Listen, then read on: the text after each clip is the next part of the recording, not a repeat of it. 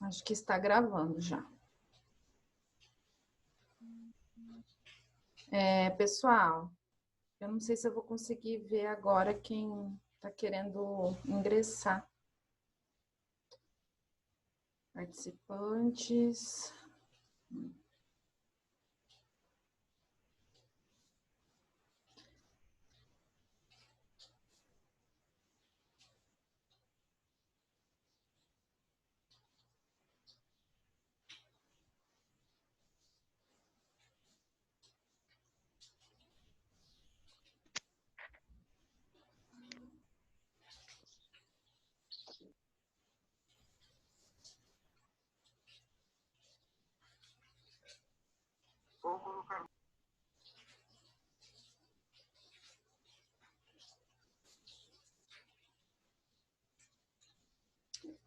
Tá. Bom, pessoal, boa noite, então. A gente está gravando, depois eu vou disponibilizar para vocês lá no YouTube, tá? Hoje a gente vai falar um pouco, né, da psicanálise, que é a abordagem teórica na psicologia que eu propus falar um pouquinho para vocês, para entender. A gente tem estudado que a psicologia é uma ciência que possui como objeto de investigação a personalidade. E isso a partir de prismas, olhares diferentes, que são as abordagens teóricas. A psicanálise é uma abordagem teórica que existe na psicologia e que produz conhecimento, então, para compreender a constituição e o desenvolvimento da personalidade humana, que seria essa dimensão psicológica que, como a gente já vem estudando aqui na disciplina, faz parte do ser humano, o constitui e, portanto, está presente em qualquer lugar ou ambiente ou relação que esse ser humano estabeleça. Então, a gente vai falar da psicanálise. Eu disponibilizei esses slides para vocês. Vocês viram os slides lá no Moodle? Sim. Tá, eu disponibilizei e o texto que eu usei para elaborar esses slides e também para preparar a aula é o capítulo do livro da Bock, que eu já tinha também disponibilizado para vocês o livro todo. Então, é um capítulo resumido, né? Em poucas páginas, né? Os autores eles vão concentrar o trabalho do Freud de uma vida inteira, e que no original, né, nas obras dele, tem 24 volumes. Então, é uma forma muito reduzida, básica, para realmente apresentar os principais conceitos.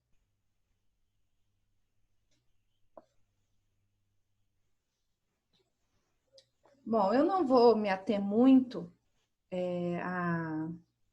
à biografia do Freud, porque eu acho que vocês, né, podem olhar isso, enfim, lá nos vídeos e pesquisar de outras formas. Acho que o mais importante para a gente é realmente entender os conceitos teóricos. Mas, inicialmente, os autores eles já começam com a seguinte citação, né, nesse capítulo. Se fosse preciso concentrar numa palavra descoberta freudiana, essa palavra seria incontestavelmente inconsciente. Então, o que esses... Deixa eu ver alguém aqui. O Azael não está conseguindo entrar. Por que será, né?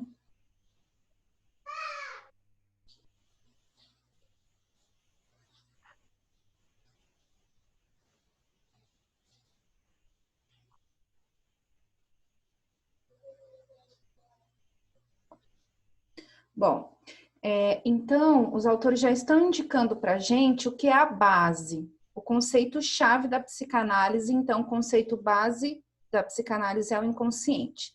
Nós vimos no texto anterior que falava sobre a personalidade que um dos elementos que estão presentes, que as teorias reconhecem como um elemento que compõem a personalidade são as dimensões inconscientes. É justamente nesse aspecto que a psicanálise vai se centrar e a partir disso que o Freud vai desenvolver todo o conhecimento, toda a teoria, tanto para compreender o funcionamento mental das pessoas, os sintomas que as pessoas apresentavam, quanto para desenvolver um método de tratamento, porque a psicanálise ela pode ser definida como um conjunto teórico que vai explicar então a constituição desse psiquismo, dessa personalidade, como um método terapêutico, ou seja, um método de tratar as pessoas que estão adoecidas psicologicamente,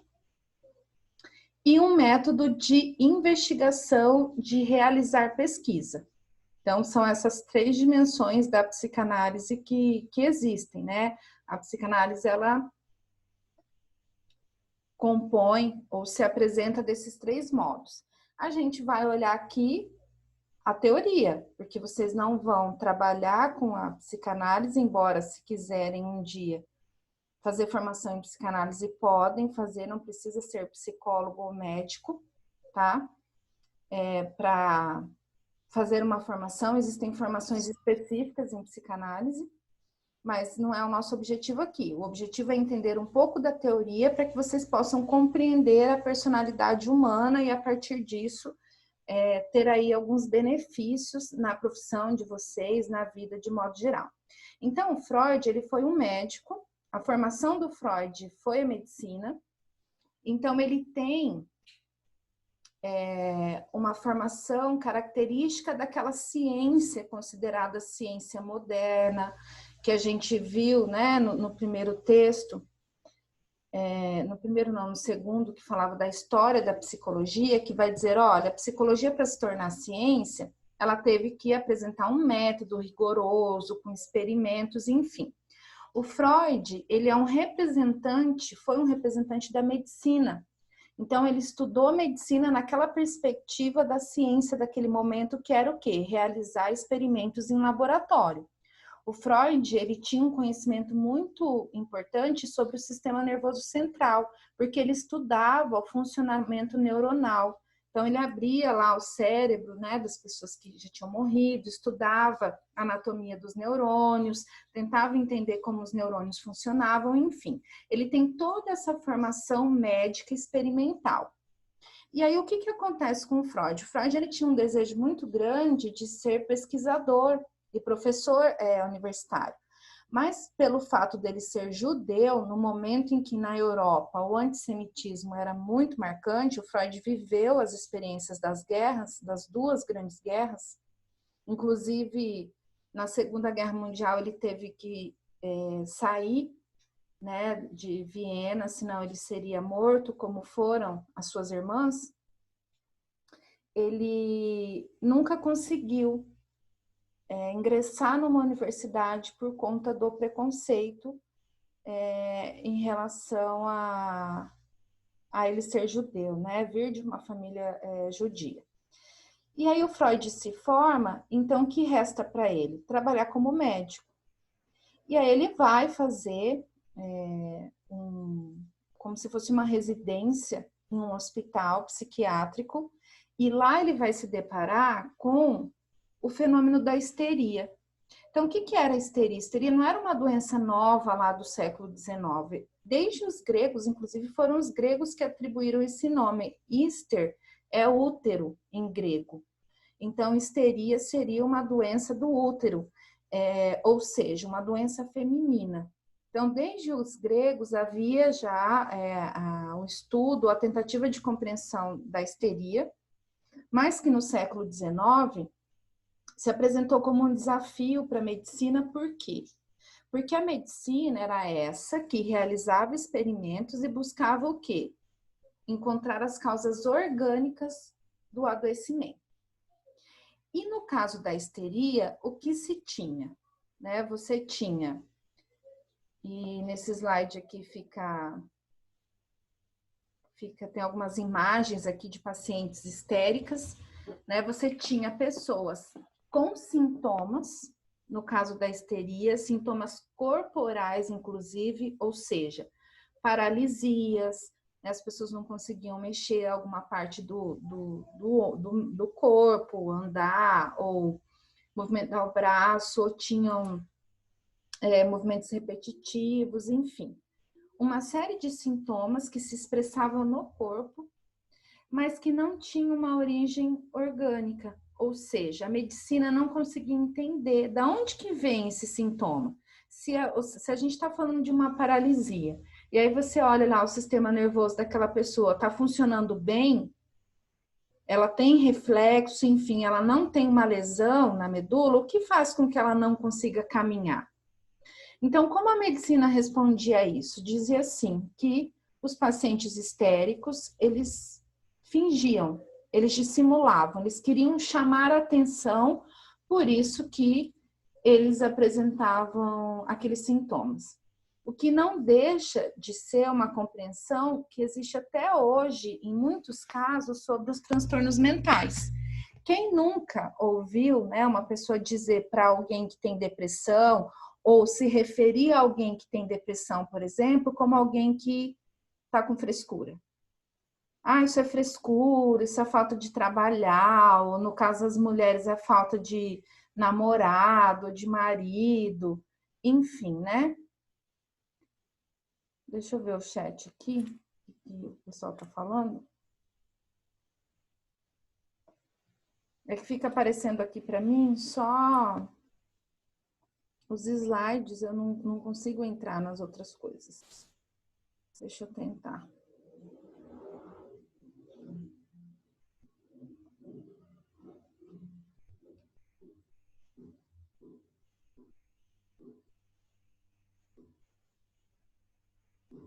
Aí entrei. Travou, deu uma travada e voltou. E agora, gente, como que tá? Tá tranquilo? Posso continuar? Beleza. Vocês estão conseguindo ver o slide também, né? Então, vamos lá. Então, pessoal, os pacientes que tinham, e até hoje a gente tem muito preconceito, embora a medicina já tenha avançado muito, a psicologia já esteja consolidada enquanto área de investigação, ainda é muito comum olhar para o sofrimento mental como se fosse um fingimento, como se fosse algo, ou uma expressão de alguém que é frágil e que quer chamar atenção. Então, imagina isso lá no século XIX, quando a medicina estava se consolidando ainda enquanto ciência. Então, era muito comum que os pacientes que tivessem esse tipo de sintoma, ou seja, sintomas corporais, enfim, de paralisia na fala e qualquer expressão no corpo, mas que não tinha uma causa orgânica, eles eram tratados como fingidores, como pessoas que fingiam e muitas vezes eram ignorados. Mandava lá para o hospital psiquiátrico, né, um hospital geral, enfim. E fingia-se que tratava a pessoa, mas não se dava, inclusive, créditos, né, não se considerava o que ela dizia. E foi esse o cenário que o Freud encontrou quando ele foi fazer a residência médica em um hospital psiquiátrico. Ele se deparou com a histeria e isso chamou muito a atenção dele, porque ele foi um dos primeiros a querer entender mais e a perceber que não havia fingimento ali. Pelo contrário, aquelas pessoas estavam em grande sofrimento. E que se não existia uma causa orgânica, a medicina tinha que responder e encontrar uma outra razão daquele sofrimento. Então, embora, né, a histeria fosse uma doença associada às mulheres, como eu já disse, inclusive no nome da doença, também existiam homens acometidos por histeria que apresentavam esses sintomas que eu disse, né? Sintomas corporais, de fala, né? Uma série de sintomas, mas que não tinha uma causa orgânica. Então, Freud, na intenção de aprender mais sobre isso, ele vai para a França fazer um curso com Charcot. Charcot era um psiquiatra francês que usava a hipnose na tentativa de investigar e entender a histeria. E aí o Charcot, quando ele hipnotizava, o que, né, a pessoa, vocês já devem ter visto em algum lugar, enfim, a hipnose, né, você altera o estado de consciência da pessoa a partir de algumas técnicas. Quando o Charcot hipnotizava os pacientes histéricos, ele conseguia fazer com que os sintomas desaparecessem. Ou seja, se os sintomas desaparecem no estado alterado da consciência, quer dizer, e aí o Charcot confirmou, que não havia uma causa orgânica daquele adoecimento. O que a gente tinha, então, era uma causa o quê? Psíquica, mental, mas que a pessoa não sabia o que era. Porque quando a pessoa saía da hipnose e se perguntava para ela, mas o que aconteceu? Desde quando? O que aconteceu para que você passasse a apresentar esses sintomas? A pessoa não sabia explicar. E ela não sabia porque realmente ela não conseguia acessar essa informação. Tinha sido, e aí o Charcot conclui isso, e o Freud também vai, a partir dos seus atendimentos, confirmar. Aquela pessoa tinha vivido ou passado por uma situação traumática na vida, ou seja, algo que tinha causado um sofrimento emocional, psicológico muito grande, mas que essa vivência tinha desaparecido da memória da pessoa, a pessoa não se lembrava, mas a partir daquele momento ela tinha passado a apresentar aqueles sintomas. Então o Freud vai lá, aprende com Charcot a hipnose e a utilização dela para entender a histeria e volta para Viena e vai trabalhar como médico, atendendo pacientes com histeria e outros sintomas que não se sabia, a medicina não tinha como explicar ainda. E nesse trabalho, o Freud ele vai se unir ao Breuer, que era um médico de Viena já muito renomado. Inclusive, o Breuer ajuda o Freud estava começando a carreira clínica dele, né? E o Breuer ajuda, inclusive, encaminhando pacientes com histeria, porque o Breuer estava se deparando com muitos pacientes assim na clínica. E ele já tinha até, a partir de um caso específico que ele atendeu, observado algumas coisas. Então, o Breuer, ele atendeu uma moça, a Ana O, que é chamada, tem um dos primeiros textos que consta na obra do Freud, se chama Estudo sobre a Histeria, do Breuer e do Freud. Os dois escreveram juntos esse material. Esse texto conta o caso da Ana O, é um nome fictício que foi dado a uma paciente do Breuer, que o Breuer atendeu sozinho, na época ele ainda não tinha contato com o Freud, depois ele relatou o caso para o Freud e os dois tentam analisar o caso e discorrer teoricamente sobre ele. Então, quem era a Ana O? A Ana O era uma moça, segundo o Breuer, né, que era extremamente, tinha 21 anos, extremamente inteligente, culta, enfim, que conversava, falava muito bem, mas que por 2 anos apresentou graves sintomas. Entre esses sintomas tinha contratura muscular, inibições. Teve um período que a Ana O ficou sem conseguir falar a língua materna dela, que era o alemão, mas ela conseguia se comunicar em inglês, quase como se fosse a língua materna dela. Ela tinha desorganização de pensamento, teve um período que ela não conseguia tomar água, né? Quase colocou em risco aí a própria vida, né? Porque não conseguia tomar água, enfim. E o Breuer, ele fica muito interessado no caso da Ana O, justamente por ela ser uma jovem muito inteligente, que em vários momentos ali das consultas, das conversas que eles tinham, mostrar essa condição. Então, o que o Breuer faz? O Breuer já também utilizava a hipnose. Ele começa a hipnotizar a Ana O, e aí ele percebe que quando ela está num estado alterado de consciência, ela fala muitas coisas que, inclusive, quando ela não está hipnotizada, ela não lembra que ela falou. E aí ele começa a anotar essas palavras, porque ele vai dizer assim, olha, parece que tem algum sentido no que ela está falando. Ela não está falando coisas à toa, né? Parece que tem relação com aquilo que causou o adoecimento dela. Então ele anotava essas palavras, e quando ele retirava a Ana O da hipnose, cessava a hipnose, ele repetia as palavras para ela. Quando ele repetia, ela começava a falar de coisas que tinham relação com essas palavras e que eram vivências dela. À medida que ela ia conseguindo lembrar de algumas coisas e falar, ela sentia o que ela viveu naquele momento, se foi raiva, se foi sofrimento, se foi tristeza, enfim. Ela expressava esse afeto, ela conseguia acessar essas memórias e os sintomas melhoravam.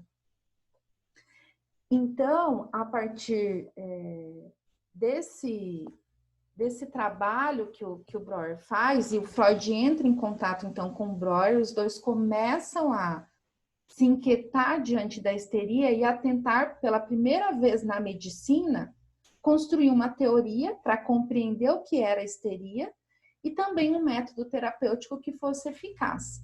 Então, eles concluem que, primeiro, realmente aconteceu alguma coisa traumática na vida daquela pessoa, que a partir dessa vivência traumática os sintomas apareceram.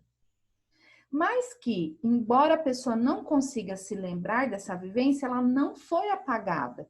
Porque quando ela está hipnotizada, com estado alterado de consciência, ela fala algumas coisas que se remetem a essa vivência.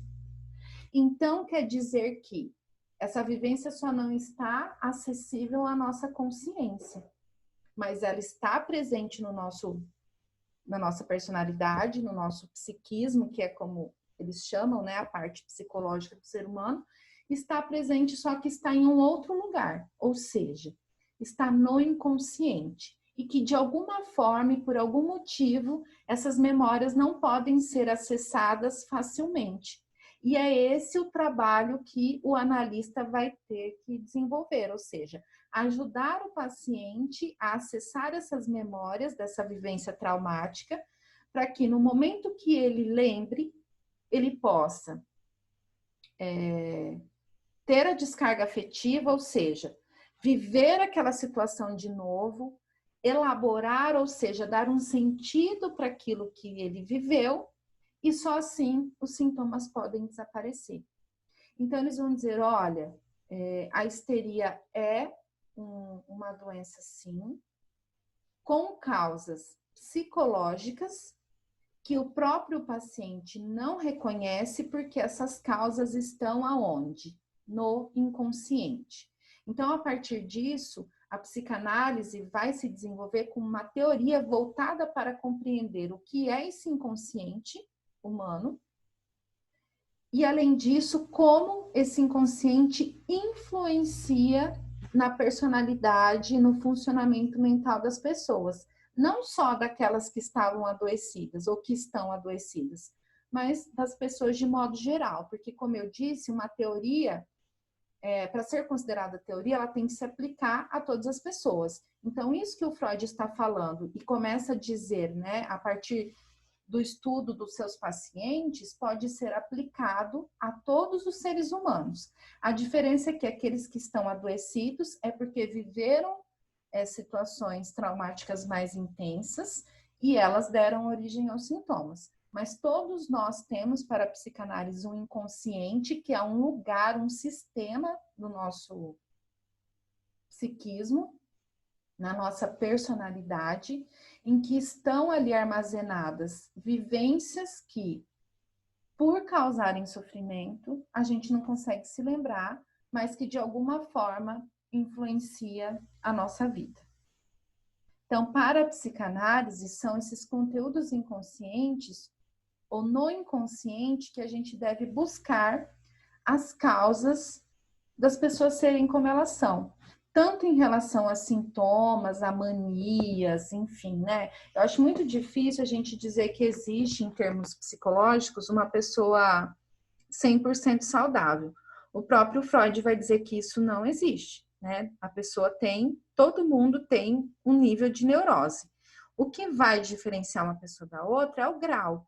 Então, as pessoas com um grau maior são as pessoas que vão apresentar sintomas mais significativos disso, né? Mas todos nós temos, e não é à toa que tem aquele ditado, né? De médico e louco, Todo mundo tem um pouco. Então, a gente tem manias, a gente tem medo, a gente tem sofrimento, a gente tem angústia, a gente tem uma série de características que nos influenciam no modo como a gente é, no modo como a gente se comporta, tanto no contexto de trabalho, tanto nas relações afetivas ou em qualquer contexto da vida. Tranquilo até aqui, pessoal? Sim. Dúvidas? Alguém escreveu alguma coisa no chat? Não. Então tá. Dúvidas é só perguntar, tá? Se vocês acharem que tá ficando confuso, é só perguntar. Daqui um pouquinho vai cair, daqui 10 minutos, tá? E aí a gente faz aquele esquema de novo. Lembrando que eu não sei se alguns professores de vocês já estão utilizando outras plataformas que foram disponibilizadas para a gente. Mas foram, tá? E eu não fiz isso ainda porque eu não tive tempo de olhar e ver como que usa, enfim, para poder utilizar com vocês. Mas assim que eu dominar esse conhecimento, a gente vai para outra plataforma que não tem esse problema de ficar caindo, né? Como acontece aqui com o Zoom, tá? Mas não dá nem tempo da gente se acostumar com uma e já muda. Então, pessoal, o que a gente entende, né, da psicanálise é que é principalmente a partir da fala da pessoa que o processo terapêutico acontece. Então, inicialmente, como eu disse, o Freud e o Breuer vão usar a hipnose, vão hipnotizar a pessoa e perguntar coisas para ela enquanto ela estava hipnotizada. Mas depois, conforme vai avançando o conhecimento, o Freud, principalmente, porque ele e o Breuer eles se separam, quem vai dar continuidade à construção teórica é só o Freud, ele vai desenvolver o método da associação livre, que é um método...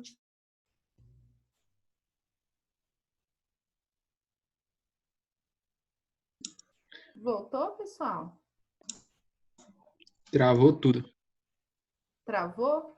E agora? Travou. Agora dá para escutar. Tá. Então, já está acabando o tempo, eu vou fechar e vou enviar o link de novo, tá?